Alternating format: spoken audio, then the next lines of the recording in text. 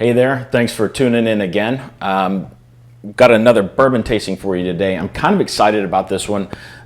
This is Fern Creek Bourbon. This is brand new. It's just now hitting the market. It's going to be Kentucky only for a little while, I believe. But I'm excited about this because this has been put out by a gentleman by the name of Owen Powell. And if you've been around some of the internet sites and different message boards and fun bourbon related things like that, you've probably heard his name before. But I've known Owen for a while. He's a very nice guy with a really good palate. And in fact, when we launched Foregate Bourbon, he helped us out a lot with our first blend, helping us pick that out as well. So we're very excited for Owen to have his bourbon hit the market, and I'm really excited to taste it for you today and give you a little quick review. Now, there's 3 different iterations of Fern Creek Bourbon. And if you want to think about it in terms from low price to high, you have the small batch first, and then you have the single barrel, and then following that is what they call exceptional and rare. The small batch, of course, is a blend of barrels together to make a small batch at 100 proof, and this is going to be on-premise only, so you're only going to really find it at bars. The single barrel, as you might suspect, is a selection that Owen makes from individual barrels of what makes up his small batch, and that's offered at barrel proof. Exceptional and rare is a little bit different. This is where he's gone out and found some really, really great barrels. Some of them are the same as these barrels, but he's also blended those with some from a different distillery that is undisclosed. So when we taste them today, we're going to kind of go in a little different order, and we're going to start out with the exceptional and rare, and then we're going to do the small batch and then the single barrel proof. The reason for that is real simple. It's proof. The exceptional and rare is only 87.5 proof.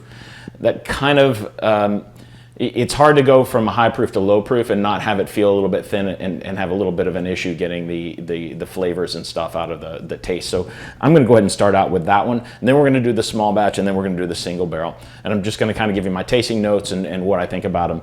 I promised Owen I'd be very objective about this. So I have tasted this before. I've made my way through about half of all of the sample bottles, and I was also at their launch just a couple of days ago where I tasted some of them again. So this isn't my first time through, but I do want to give you tasting notes that hopefully you guys will appreciate. So the first one is the exceptional and rare. This one comes out at 87.5 proof. The base whiskey in this is the same that's in all 3, the same base whiskey. It's 12 years old. It's 78% corn, 10% rye, and 12% malted barley. Great mash bill, great whiskey. Really, really good base whiskey. The exceptional and rare, however, is also blended with a second distillery, which they also have a non-disclosure agreement on, so they can't release who it is. But it's blended, it's a slightly lower proof, and it's a very, very, very different flavor profile than the other 2. So let's go ahead and start with that one. When I hold this up, you would kind of expect at 87.5, you would expect it to be very light. You would expect it to be kind of gold, maybe pale, because that's a relatively low proof these days for a bourbon. Typically things are coming out at 100 proof or higher. However, this one's very much on the amber side. It's very much, has a lot of notes of kind of a red and orange note to it. And it does have, I believe these are non-chill filtered. It's not crystal clear and watery like an overly filtered bourbon would be. And on the nose, one of the first things I get with this are white grapes and pears. It's a very fruity smell. Behind that, there's a little bit of simple syrup, a sweetness, and kind of a freshly sawn oak, almost like you've walked into a lumber yard or into a hardware store where they're cutting 2x4s or something like that. But it's really nice. It's a really fresh, kind of a light nose to it. Lots and lots going on with it. I don't know the age of that second distillery, but there's definitely a complexity to this that tells me it's probably a little bit older than the 5.5 years old. Now, it's really nice, and this is going to sound a little strange to you, but what it reminds me of is a Scotch. If you can find some really delicate, very light Scotch whiskeys.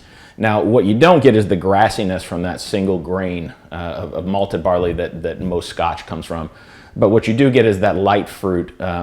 It's very sweet, it's very nice, it's very complex, and I would call it delicate on the nose. On the taste,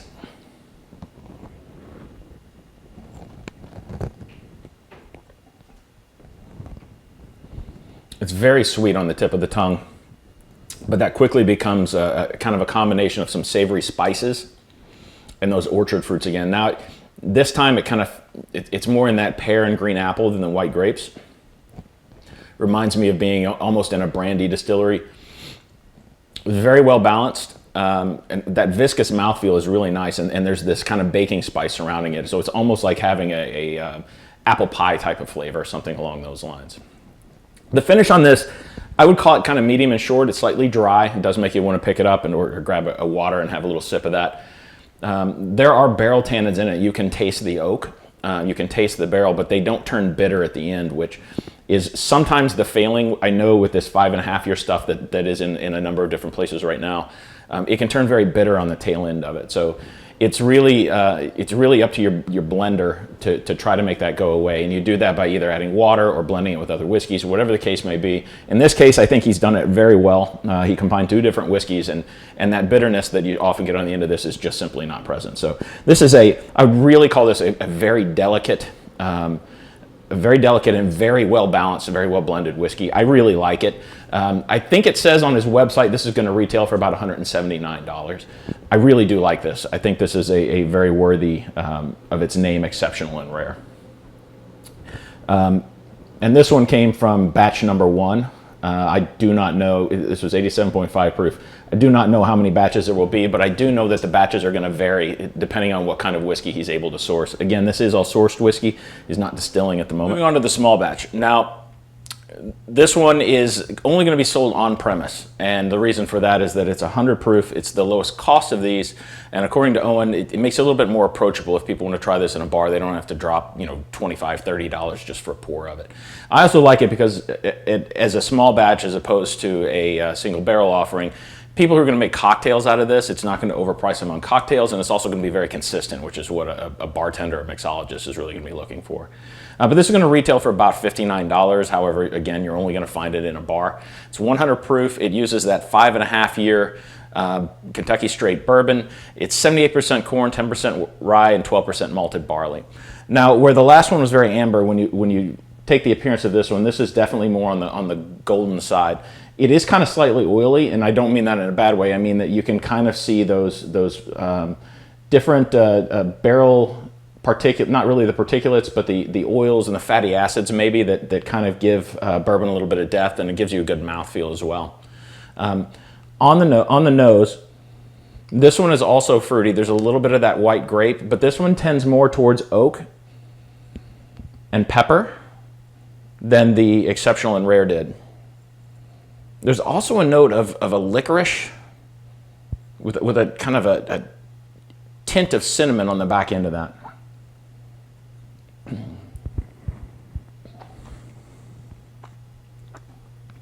Now, when we taste this, this is where the big difference is between the exceptional and rare and the small batch.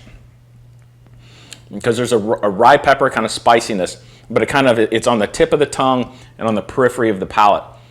In the middle of that, you get kind of a sweet corn, a little bit of that white grape, some anise and clove, and a little bit of that cinnamon as well, and a lot of oak, just kind of right down the center of the palate. The finish on this one is where the exceptional and rare was a little bit on the short side. This is more medium. It's slightly dry, not quite as dry as that one, but definite rye pepper kind of lingers on with some good barrel tannins. There's a slight bitterness to it, but nothing that really is off-putting. And you get this note of the freshly sawn oak again, and that's kind of, again, it's like being in a workshop where there's sawdust floating around. I really like that note. But this is pretty good too. I would say that it's a little bit less delicate, it's a little less complex than the exceptional and rare. But what I like about it is it reminds me of some of my favorite daily drinkers, and it's not absurdly priced. So if I go to a bar, this is something I can order and know I'm going to like this flavor profile a whole lot. So finally, we're going on to the single barrel. It's called Single Barrel Proof. The one that I have is from barrel number 1. This is bottle 17, and it's 113.3 proof. These were all bottled on August 30th of 2019, so just a little while ago. Now this one, the retail price on this is going to be between $150, $160. Again, this uses that 5.5 year Kentucky straight bourbon with a 78, 10, 12 mash bill. The appearance on this one is definitely darker. You can definitely see that it is not chill filtered. It definitely has some of those fatty acids and some of those barrel particulates, the really fine barrel particulates in it. And on the nose, this is night and day different than the other two. Very delicate, sweet and fruity. This one is cocoa. It's powdered cocoa, like Nestle Quick. Rye pepper. I get cinnamon, so a little bit more of that anise too, but really savory kind of baking spices and some cloves. But it's really nice. Again, very different. It's night and day different than the last two. And every barrel that he releases of this is going to taste a little different, obviously, because all barrels taste a little different when you compare them side by side. On the taste,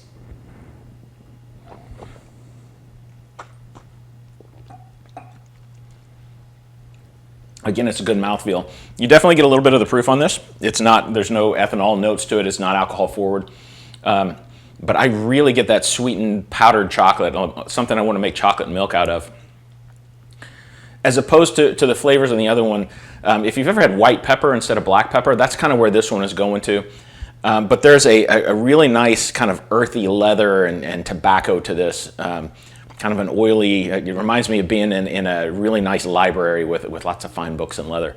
And there's a little bit of sweet vanilla on the tail end of that too. This is a really nice barrel. He's done a really good job picking this out as opposed to the small batch blend. He obviously chose the barrels that he liked most to make his single barrel proof offerings, and he did a really good job with this one. This is a really nice bottle, and I believe this actually comes from the same one, if I remember correctly. Yeah, barrel number 1. So my sample comes from the same as the bottle. The finish on this one is slightly longer. It's still in the medium range. I wouldn't call it a long finish, but it's almost like hot chocolate. It reminds me of being when I was a kid, I would go to football games. It'd get really cold, and I wasn't old enough to have a bourbon or beer, so I would always have hot chocolate. And that's what this reminds me of. Minimal barrel tannins, nothing bitter at all. It's very well balanced. There's a great mouthfeel to this. I give these all 3 thumbs up. They're absolutely no problem recommending these. The price is actually really good for a small craft producer, which is really hard. This can just get so expensive so quickly. He's done a great job putting out 3 different formats, and they're all very different. I really like it. If I had to rank them, I would say my favorite is the Exceptional and Rare. It's so different than what you typically get with Kentucky bourbon. It's delicate, it's sweet, it's fruity, it's different. I really like it. The single barrel one is right up my alley. I love the higher proofs. This one doesn't drink like really high proof whiskey. But I also really like the small batch though. And all else aside, if you can run across these, definitely try this in a bar. That's the only place you'll find it, and it's a really nice, really well-balanced Kentucky straight bourbon. I'm pretty sure you're going to like it. It's not going to break the bank, but I really think you're going to like it. So definitely give it a shot. If you come across one of the bottles of the single barrel, it's worth checking out, guys. This is pretty solid stuff. All else aside, it's worth having. The Exceptional and Rare, if I come across it in a store, I'm probably going to buy one. It's my favorite of the 3. It's very, very different than what you're getting from most craft producers these days. Most of them tend to go to really high proof, barrel proof, trying to do some kind of funny things with it, or that's probably the wrong word, but trying to just kind of be in your face with huge, bold flavors. And he's gone the exact opposite on that, which is really a rarity in today's age. It's very delicate. It's very well balanced. It's a really nice sipping whiskey. You don't want it over ice, and you don't want to use it in a cocktail. It's something you want to sip neat. You probably want to be sitting around some evening in your house with maybe a fire going or something like that. It's going to be a really nice whiskey, and you're really going to enjoy it. So overall, I give thumbs up, Owen. Great job on these. If you guys see them, please check them out. If you like what I'm doing, please check us out at ModernThirst.com. We have over 300 whiskeys rated and reviewed. We're adding more as much as we can. I'm going to post a written review of this one as well. I'd normally only do video or only written, but since I've written down a bunch of my tasting notes, I'm going to go ahead and write them down on this too.